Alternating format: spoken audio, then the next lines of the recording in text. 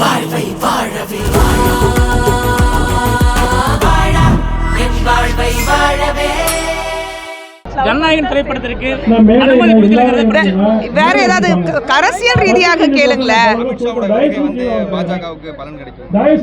நிச்சயமாகங்க தமிழகத்துல பாஜக எந்த பெரிய அளவுக்கு ஒரு வெற்றி வாய்ப்பு இருக்கு. இது அமித்ஷா அவர்கள் இங்க வரும்போது சொன்னாரு, கூறினாரு.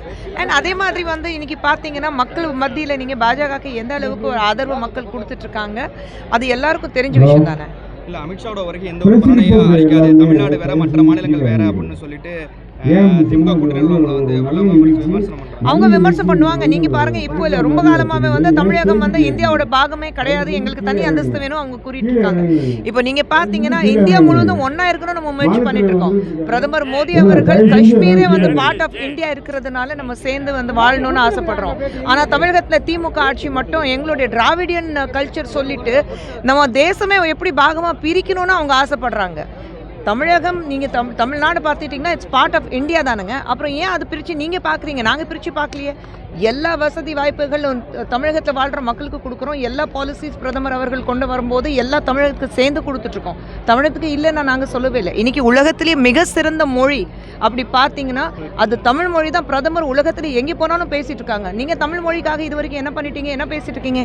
எலெக்ஷன் நேரத்தில் மட்டும்தான் தமிழ் மொழி தமிழ் பண்பாடு நீங்கள் பேசிகிட்டு இருக்கீங்க. மற்ற நேரம் மேடம் காங்கிரஸ் கட்சி தாவேக்கா நெருங்கி போகிற மாதிரி சொல்கிறாங்களே, எல்லாம் நிறைய அறிக்கை கொடுக்குறாங்க, நிறைய தலைவர்கள் அவங்களுக்கு ஆதரவாக விஜய்க்கு ஆதரவாக பேசுகிறாங்க. காங்கிரஸா? அவங்க எப்போ வேணாலும் எங்கே வேணாலும் போவாங்க. அவங்களுக்கு எங்கே லாபம் இருக்கோ அந்த பக்கம் போயிடுவாங்க. காங்கிரஸ் பற்றி நம்ம பேச வேண்டாம்.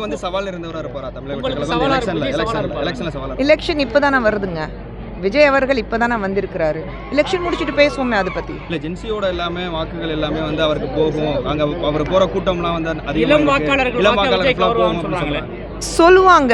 விஜய் ஒரு மாபெரும் நடிகர், அவ்வளோ பெரிய ஸ்டார், தமிழகத்தில் அவ்வளோ பெரிய ஸ்டார் இன்னைக்கு விஜய் அவர்கள் இருக்கிறாரு. 91, 92 ரஜினி சார் எப்படி இருந்தாரோ அந்த மாதிரி இன்னைக்கு மிகப்பெரிய ஸ்டார் வந்து தமிழகத்துக்கு வந்து விஜய் அவர்கள் தான் இருக்காரு. விஜய் அவர்கள் பார்க்குறதுக்கு கூட்டம் வரதான் செய்யும். ஆனால் அது ஓட்டாக மாறுமான்னு இதுக்கு முன்னாடி நம்ம நிறைய முறை பார்த்துருக்கோம், பல இடங்களில் பார்த்துருக்கோம். நடிகன் பார்க்குறதுக்கு கூட்டம் வரும், ஆனால் அது ஓட்டாக மாறுமா அது நமக்கு சொல்ல முடியாது. வந்து அனுமதி மத்திய அரசு தான் கொடுக்கல, அதை யார் சொல்கிறாங்க? காங்கிரஸ் கட்சிக்கு அவங்களுக்கு வந்து மக்களை ஏமாத்துறதுக்கான வேலை திராவிட முன்னேற்ற கழகம் காங்கிரஸ் கூட்டணி பண்ணிட்டு இருக்கு. இத்தனை வருடங்களாக மக்கள் ஏமாத்திட்டு இருக்காங்க. இப்போ ஏதோ ஒன்று சொல்லிட்டு ஏமாத்துறாங்க. அவங்களுடைய பொழுப்பு அவங்க பார்க்கணும்ல. ஏதோ ஒன்று குரல் கொடுத்தாதானே அவங்க வந்து மக்கள் நாங்களும் இருக்கோம் மக்கள் திரும்பி பார்ப்பாங்க. ஸோ காங்கிரஸ் இதுவும் பேசுவாங்க, இதுக்கு மேலேயும் பேசுவாங்க.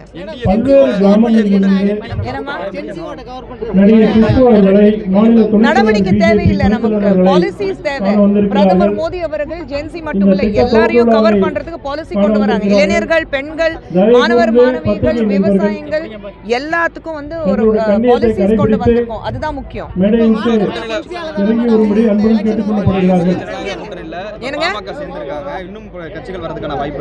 இருக்கு, கண்டிப்பாக இருக்கு. எங்க வெற்றி இருக்கோ அங்கதான் வருவாங்க. வெற்றி எங்களது இருக்கு.